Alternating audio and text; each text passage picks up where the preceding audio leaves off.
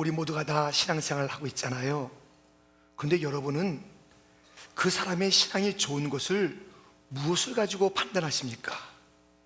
무엇으로 그 사람의 신앙이 참 좋다, 아유 참 부실하다, 그렇게 우리가 판단할 수 있겠습니까? 오늘 본문에 어떤 사람들은 금식을 가지고 신앙을 판단하는 거예요. 어떤 사람들이 예수님께 와서 따지듯이 묻는 것이죠. 예수님, 요한의 제자들, 바리새인의 제자들은 다 금식하고 있는데 어쩌자고 당신의 제자들은 금식 안 하는 것입니까? 금식이 중요하잖아요. 내 죄를 자복하고 또 가정이나 나라적인 슬픔이 있을 그때에 어떤 간절한 문제를 해결할 때에 금식이 필요합니다. 성경에 이 금식의 규정이 있습니다. 근데 지금 이들은 성경의 규정이나 상황을 뛰어넘어서 자기들이 이런저런 이유로 금식을 해야 된다 만들어 놓고 이 금식을 잘해야 신앙이 좋은 것이고 금식을 안 하면 시원치 않다, 이렇게 판단하는 것입니다. 그래서 18절에 그들의 질문이 있었습니다. 당신의 제자들은 왜 금식 안 합니까? 19절에 예수님께서 말씀하시죠. 저희에게 이르시되 혼인집 손님들이 신랑과 함께 있을 때에 금식할 수 있느냐? 신랑과 함께 있을 동안에는 금식할 수 없나니 그러나 신랑을 빼앗길 날이 이르리니 그날에는 금식할 것이니라. 금식을 부인한 거 아니에요. 금식해야 될 때가 있다고 예수님께서는 분명히 말씀하고 있습니다. 그런데 이 금식이 모든 신앙생활의 판단의 잣대는 아니라는 것이에요. 그러면서 우리 주님께서 중요한 말씀하시는 것이에요. 혼인집 손님과 신랑이 함께 있는 그 자리, 혼인잔치 자리에서 금식하는 거 봤느냐? 어제도 교회에서 결혼식이 있었는데요. 그런데 저 앞에 팻말에 그렇게 되어 있다고 생각해 보세요. 오늘 결혼식은 금식. 오신 모든 분들 참 감사합니다. 그럼 되겠냐고요. 잔치 때는 금식하는 것이 아니라 즐거워하는 것이고, 지금 예수님께서는 가장 중요한 것은 신랑이신 예수님의 임재가 있고 그와 함께 기뻐하는 것이 신앙의 본질, 주 예수 내 마음에 들어와 물밀듯 넘치는 그 기쁨이 신앙의 중요한 내용이라고 말씀하고 있는 것입니다. 그럼에도 불구하고 우리는 여전히 오늘 본문의 이 어떤 사람들처럼 무엇인가 자기의 기준을 가지고 그 사람의 신앙을 판단해서 좋다, 나쁘다 하는 것이,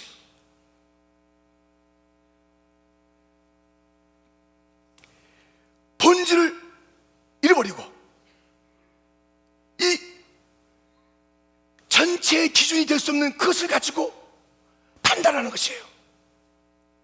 제가 이번에 아주 오래간만에 우리 교회 결혼식 리허설을 하게 되었습니다. 아직 다른 분들이 경험이 없고 그래서 제가 리허설을 하게 됐어요. 그 결혼식을 하는데 자, 줄 맞추고 딱 줄에 들어오시고 하시고 딱딱딱 줄 맞춰서 착착착 하는 거예요. 그런데 이게 굉장히 중요하지 않습니까? 그런데 이 결혼의 주인공은 누구시냐면 하나님께서 그 결혼을 주선하시고 만나게 하셨기 때문에 하나님이 그 가운데 계신 것이에요. 그리고 주인공은 신랑과 신부예요. 또 많은 자들이 함께 즐기는 것이에요. 근데 이것이 다 잊혀지고 하나님께서는 계시겠고 신랑 신부 중요하지만 더 중요한 게 순서예요. 순서. 딱딱 각을 맞추고 좌로 우로 딱 정리하고 착착착 순서에 맞춰 들어오고, 이게 중요한 거, 이게요. 본질을 잃어버린 거예요. 하나님의 임재, 그분께 영광, 신랑 신부의 그 주님의 인도하심에 있는 자유함, 이런 것들은 다 좀 그렇게 중요하지 않은 것처럼 철저하게 순서해야 됩니다. 요거 물으면 이렇게 대답을 하셔야 됩니다. 이런 모습을 보게 된 것이에요. 우리는 이 순서가 참 중요한 것이에요. 금식이 성경이 되어 있고 예수님도 그 때가 있다고 말씀한 것이 있습니다. 순서가 안 중요한 게 아니에요. 순서가 전부가 아니에요. 우리가 40년 신앙생활하면서 혹시 이 오늘 본문에 있는 자처럼 다른 것들을 우리의 전통 속에, 사고 속에, 삶 속에, 순서 속에 중요한 것으로 자리 잡게 하여서 예배의 본질인 하나님의 임재, 하나님의 영광, 그분의 기뻐하심, 그리고 함께 주 안에서 만난 자들, 이 혼인잔치집의 손님들의 그 즐거움은 아는 것 없이 숭수에 얽매여 있는 거예요. 혹시 우리가 찬송을 3개를 늘 불렀는데 2개 부르면 큰일 나는 거 아닌가? 우리가 서서 했던 순서를 앉아서 하면 안 되는 거 아닌가? 목사님이 늘 이쪽으로 들어왔는데 갑자기 저쪽으로 들어오니 아이고 오늘 예배는 큰일 났다. 이게 웬일인가, 이게 웬일인가? 40년 동안 목사님이 여기로 들어왔는데 왜 목사님 절로 들어오세요? 이거 예배 망쳤습니다. 이렇게 하는 것은 아닌지, 중요하지 않은 것을 중요하게 보는 것은 아닌지, 여러분, 우리의 예배의 판단의 기준이 잘못하면 40년 동안 굳어온 그 무시가 우리로 하여금 판단의 잣대가 되게 하면서 우리로 하여금 그 모든 예배의 본질을 놓치게 할 수가 있다는 것입니다. 오늘 이제 무슨 일이 있은 줄 아세요? 여러분, 이제 저희 그 2 아들이 자부와 더불어서 이제 왔습니다. 그래서 오늘은 교육부의 배려로 저희 큰 아들 목사는 중고등부에서, 저희 둘째 그 전도사는 유초동부에서 이제 설교를 할 수 있는 기회를 주셨습니다. 자기들이 잘하는 곳이어서 또 이렇게 감사하는 마음으로, 섬기는 마음으로 이제 서겠지요. 오늘 이제 나오는데요, 저와 저 아내는 새벽 예배에 나왔어요. 먼저 나오고 이제 뒤따라와라 1부 예배 참석하고 그 다음에 교육부에 올라가서 말씀으로 봉사하도록 이렇게 돼 있어요. 그런데요, 그 8시 반 다 돼가는 그 1부 때 2 아들이 들어오는데 깜짝 놀랐어요. 왜 놀랐냐면요, 큰 아들은 양복을 딱 입고 약간 이제 어깨에 힘을 주는 듯한 그 모습으로 탁탁 들어오는데 둘째 아들이 티셔츠를 입고 들어오는 거예요. 티셔츠를. 그래서 이게 뭐예요? 그러니까는 왜요 아빠? 그래요. 오늘 설교인데 보선에서는 그 어린 설교할 때 이 티셔츠 입고 하는데요, 여기 퀸장이야. 퀸장이 할머니야. 우리 티셔츠 입고 설교 안 해. 그러니 1부 예배 끝나고 시간 남으니까 가서 옷을 바꿔 입고 오세요. 알았습니다 하고선 이제 가서 옷을 바꿔 입고 왔어요. 근데 제가 1부 때 설교가 이거예요. 형식에 구애받지 마시다. 할렐루야. 여러분,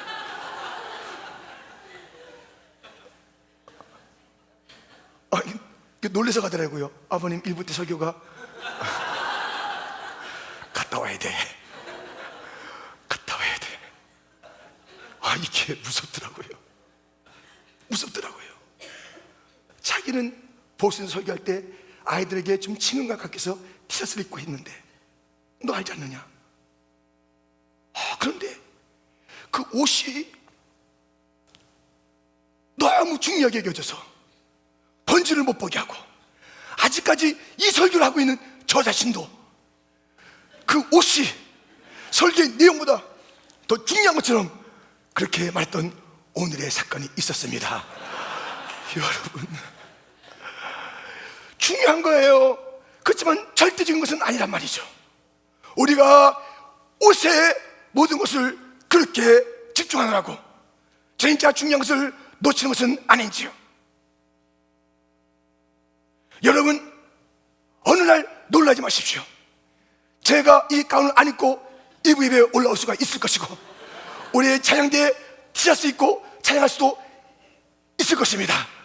여러분, 우리가 이 옷에 대해서 너무나도 집중하다 보니까 이 옷을 안 입으면, 저 가운을 안 걸치고 저 성가대 옷을 입지 아니하면 무엇인가 잘못된 여겨지는 이러한 금식을 모든 것에 잣대로 여기지는 않은지요.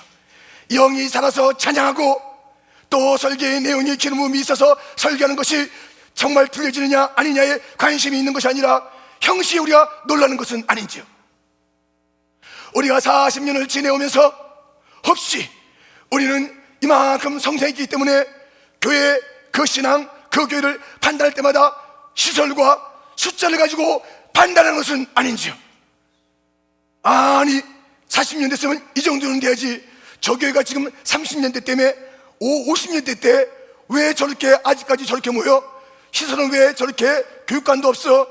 이것으로 그 교회를 판단하고 있는 것은 아닌지 무서운 것입니다. 우리 주님께서 어찌하여 이 금식을 가지고 모든 것을 판단하느냐? 신랑이 있고 그것을 즐거워하는 그 혼인집 손님들의 즐거움, 이것이 생명이요 핵심이라는 것입니다. 우리는 다른 모든 것들이 중요하지 않은 것이 아닙니다. 숫자, 여러 가지 외적인 것들, 모든 형식들, 순서들, 옷 다 중요합니다. 그러나 그것이 절대는 아닌 것입니다. 모든 순서에 얽매여 있느라고 성령의 운행을 우리가 막을 수가 있는 것입니다. 아니, 성령께서는 꼭 10시 반대에 역사하시는 것입니까? 10시 40분에 시작하면 안 되는 것입니까? 우리가 너무 이 숫자나 형식에 매여 있다 보니까는 성령의 자유함과 그 능력까지도 우리의 전통 속에서, 우리의 사고 속에서, 우리의 습관 속에서 마치 이 금식이 모든 잣대인 것처럼 살아가는 삶은 없는지요. 그러면서 우리 예수님께서 하신 말씀을 들어보십시오. 21절과 22절, 생배의 조각을 낡은 옷에 붙이는 자가 없나니 만일 그렇게 하면 기운 새 것이 낡은 것을 당겨 헤어짐이 더하게 되느니라. 새 포도주를 낡은 가죽 부대에 넣는 자가 없나니 만일 그렇게 하면 새 포도주가 부대를 터뜨려 포도주와 부대를 버리게 되리라. 오직 새 포도주는 새 부대에 넣느니라 하시니라. 여러분, 우리 예수님께서 우리의 이 낡은 사고, 낡은 전통, 그것 때문에 진짜 본질을 맞아들이지 못하고, 아니 맞아들인다 하면서 우리의 아직 남아있는 아집과 고집과 본질이 아닌 그런 것들 때문에 이 본질이 서로 훼손하는 것이, 빛을 보지 못하는 것이에요. 생대조각 깨끗하고 새롭고 새로운 그것이 이 낡은 옷에 붙여져서 이렇게 그것을 찢어버리고 참담한 결과를 가져오게 되고, 새 포도주는 아주 발효한 힘이 강하기 때문에 모든 포도주가 가죽 부대에 넣어서 신축하면서 그 발효를 다 감당해야 되는데, 이 새 포도주를 그 발효하는 힘을 낡은 가죽 부대가 감당하지 못해서 터져버리고 포도주도 먹지 못하고 부대도 버리는 일은 없는지 다시 한번 우리 주님께서 일러주고 있는 것입니다.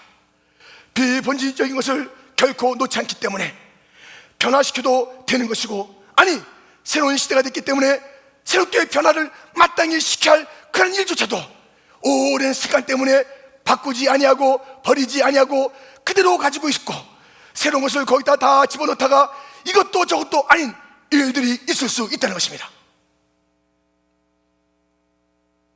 보십시오.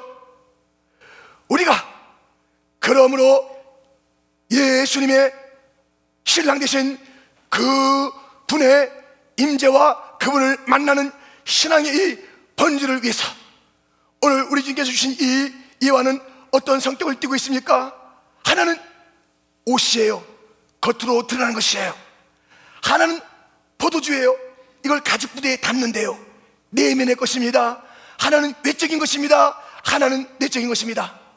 주님의 임재가 임하면 외적으로 내적으로 놀라운 변화가 있으니, 새로움이 있으니, 내적인 변화는 성품의 변화요, 외적인 변화는 사역의 변화. 그런데 그것이 바로 예수 그리스도께서 함께 하심으로 말미암아 성품도 변화되는 것이고, 예수님이 함께 하시는 그 사역이 되므로 밖으로 보이는 삶과 사역도 변화되는 놀라운 역사가 교회 아니 오늘 우리에게 임하기를 주님의 이름으로 축원드립니다. 우리는 그 소원이 있어야 되는 것이에요. 예수님의 마음을 알아야 되는 것이에요. 너희들의 낡은 사고 때문에 새 것이 이루어지지 않는다. 여러분 곰곰이 생각하셔야 돼요. 우리의 이 40년에 우리는 본질을 훼손시키지 않기 위해서 달려왔습니다. 그런 가운데 여러 형식도 있었고 질서도 있었습니다. 아름다움을 잘 유지해 왔습니다. 그런데 우리가 이것을 지키기 위해서 어떨 때는 본질은 좀 손해보는, 아니 중요시 여기지 않는, 그것은 아닐지라도 너무나도 형식과 외적인 것에 의해서 이러한 귀한 것들을 담고 있는 것들이 훼손되지 않을까, 여러분 생각해야 되는 것입니다. 이러한 계속적인 새로움이 없이는 전진할 수가 없는 것입니다. 그 틀에 묶여 있는 것입니다. 새로운 40년이라 우리가 마음의 문을 열고 달려가기를 원하고 있는데 그대로 묶여 있는 것이에요. 하나도 바꿀 수가 없는 것이에요.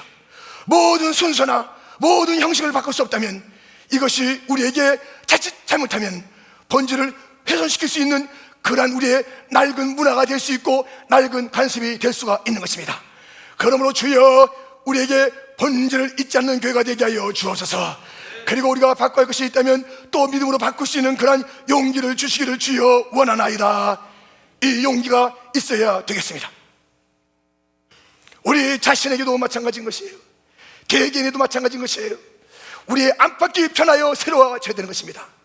이 변화가 있을 때에, 이 내면의 변화가 있을 때에, 이 내면이 세포도 주님의 그 놀라운 성품으로 주님의 생명으로 가득 찰 때에 이것이 밖으로 나타나는 외적인 변화까지 함께 이루면서 이것이 먼저, 그리고 두 가지가 있습니다.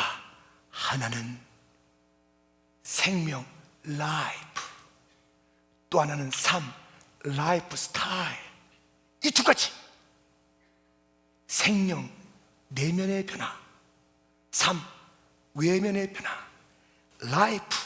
라이프 스타일, 이것이 있는데 먼저 우리가 예수님을 만나는 생명의 변화, 거듭남이 있고 새 피로주물이 되면 이 예수의 생명은 이것을 밖을 변화시켜서 이러한 삶을 살게 하는 것입니다.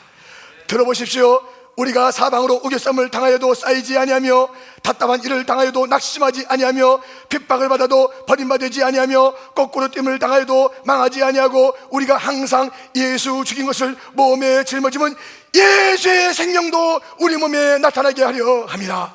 예수의 생명이 있는 자는 당당한 삶을 삽니다. 세상에 무릎 꿇지 않습니다. 환난이 있고 핍박이 있고 어려움이 있다 할지라도 예수의 생명이 있는 자는 이 겉에 나타나는 삶이 강하고 담대한 것입니다. 믿습니까? 예수의 생명으로 환난을 이기시고 예수의 생명으로 답답한 일에서도 찬송할 수 있는 믿음의 사람들이 다 되시기를 주님의 이름으로 축원합니다.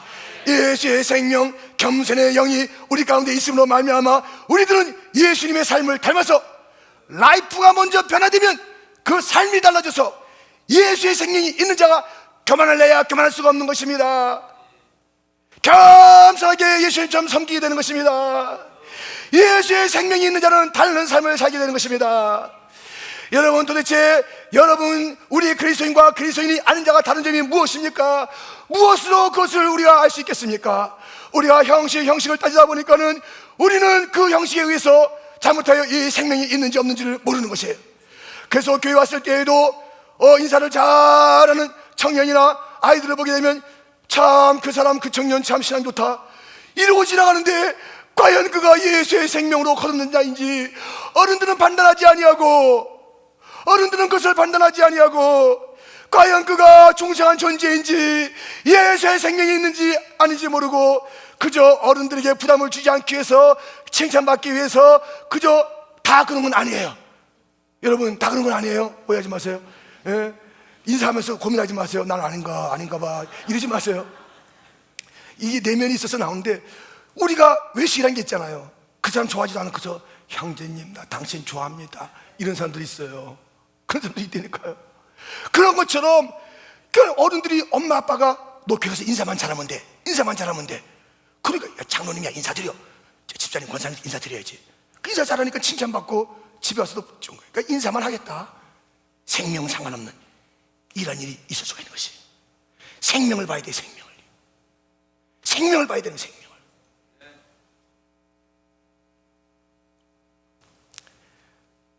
사실 이번 사순절 때도요, 저희가 하나 바꾼 게 있어요.